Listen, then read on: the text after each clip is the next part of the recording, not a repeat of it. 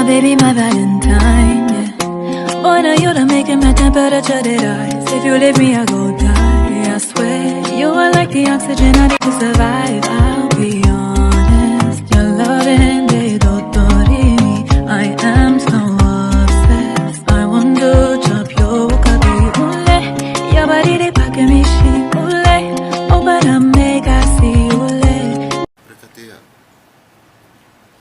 When was the docket forwarded to the DPP Johannesburg for guidance?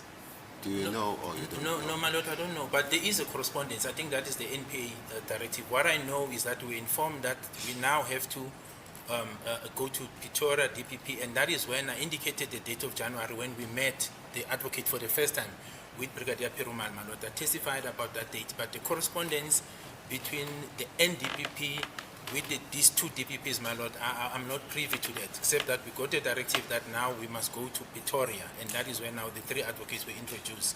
I've placed even the date when we had the first meeting with Advocate Baloyi, Advocate Leonard, and Advocate Mahwata.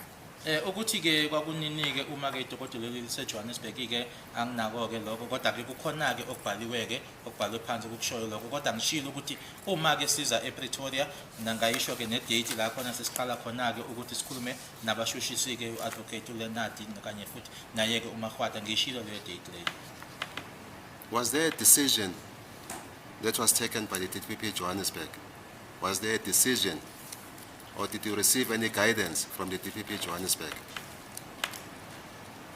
My lord, the matter was guided. There are instructions from Advocate Market before my time. Like I said, it was before my time. The docket has always been under that jurisdiction until the NDPP gave a directive that it must be moved. So it was always there. Yebo ke khona ke noma ke directive noma ke okwashiwo ke uadvocate uMarket kodwa lokho kwakungaphambi kwesikhathi sami futhi ke ngaphambi ukuthi ke kushiwo ukuthi idokotela manje alidluliselwe ePitoli kodwa isikhathi sonke lali seJohannesburg. Even when I was appointed, it was still falling under that jurisdiction, my lord, until it was then moved to Pretoria. Nasemuva kokuthi sengiqokiwe ke lalise lapho ke kwaze kwathathwa ke isinqumo sokuthi ke alisuke ke lapho lize ngalapho. Was there a decision that was taken by the DPP Johannesburg? A decision to do what, my lord? I don't follow. Whether to prosecute, decline, no, but interview witnesses, guidance in terms of investigation, decision. Was there any decision? No, there's no decision. The docket speaks for itself, my lord. There were no suspects in this docket 636 that were on site. The only person, if you look at the history of this docket, the only person that was once arrested enrolled is Mr. Mbata. Then the matter was withdrawn. Thereafter, it was people of interest that the police were investigating and pursuing and then not finding substance on it and then leaving them alone.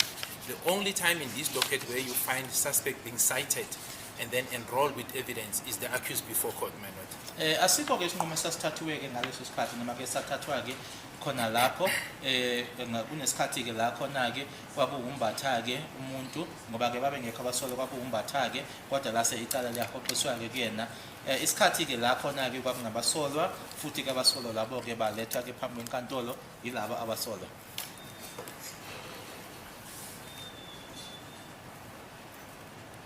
When the docket was with the DPP Johannesburg, was there an indictment that was drafted? Do you know or you don't know?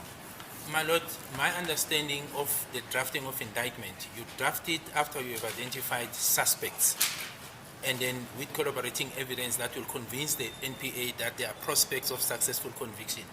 I am saying, when the docket was in Johannesburg and the docket speaks for itself, there is no indication after Mr. Mbata that anyone, not even a memorandum, was presented to say these people under this docket that I'm talking about, even an attempt to say we have this evidence, can you make a decision? There hasn't been such presentation. The matter has been all along under investigation. The only time a memorandum suspects were interviewed and then an indictment came into effect is it's here, my lord, in other words in Pretoria, where Advocate Baloyi, where the DPP in Pretoria then made a decision that the accused before court must then be indicted. That's how the docket is structured, my lord. Okwami-ke ukwazi ukuthi uma-ke sekuwenziwa lokho okubizwa ngokuthi phecelezi-ke indictment la khona-ke ekubhalwa khona-ke manje amacala umsolo noma abasolwa abawathwiswayo yila khona-ke kunabasolwa abakhona futhi-ke ngokobufakazi-ke eninabo niyasho-ke ukuthi la ngalo bufakazi lobu-ke umsolwa noma abasolwa bazolahlwa icala noma amacala ababhekene nawo ngaso sonke ngishilo-ke ukuthi-ke eJohannesburg babengekho abasolwa babekhona kwakuwumbatha kuphela-ke laseliyahoxiswa icala la khona-ke manje sekunabasolwa kunememo ebhalwayo kunemincwadi-ke ebhalwayo-ke kungenkathi-ke kukhona laba abasolwa khona la ePitoli sekuyena u-advocate Baloyi owumshushisi. When the docket was with the DPP Johannesburg, was the statement of Absalom Zungu in the docket? No, my lord. I've indicated, my lord, that the statement of Absalom Zungu was obtained in November, the 17th of November 2019. At that stage, the docket was already in Pretoria. I've indicated that our first meeting, insofar as Pretoria is concerned, took place in January already, my lord, of 2019. So from the beginning of the year 2019, the docket of this matter was seized with Pretoria DPP. Even then, the statement of Absalom Zungu was not in existence. It only comes to the docket on the 17th of November 2019, my lord. Ingabe sasikhona-ke istatimende sakhe u-Absalom Zungu ngathi idokodo leli lase-Johannesburg cha ngishilo-ke ukuthi istatimende sakhe u-Absalom Zungu sihlangane naye sitholakale nge-17 zikaNovember 2019 nangoJanuwari-ke nkathi idokodo leli lise-Pretoria sasingekabi khona istatimende sakhe u-Absalom Zungu. So your answer is no. It is no, my lord. That's why I've sketched these timelines, the periods. Ingakho ngisho-ke inkathi lezi ngoba impendulo yami-ke iyasho ithi cha. Was it a prosecutor guided investigation that you must obtain a statement from Absalom Zungu?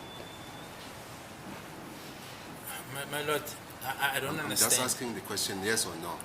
No, but I don't understand.